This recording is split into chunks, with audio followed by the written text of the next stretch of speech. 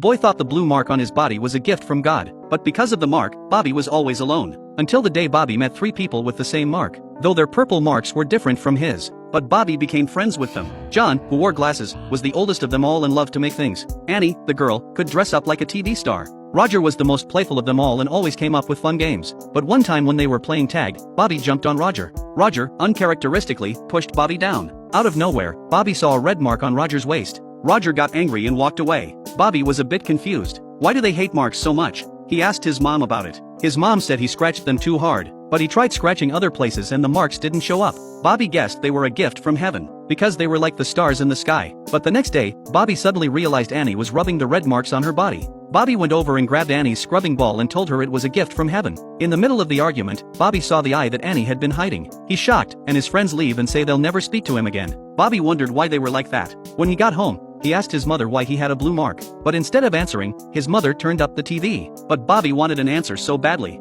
he kept shaking his mother. But the next moment, those familiar hands slowly came down on his head and pushed him hard to the side. And that's when Bobby's world began to crumble. Everything around him turned into blue particles. The particles were cold and hard, and then they poured into him like crazy. Afterward, Bobby realized what had happened. It turned out that Annie and the others had red marks because they had suffered physical violence at the hands of their parents. The blue marks on his body came from his mother's cold violence.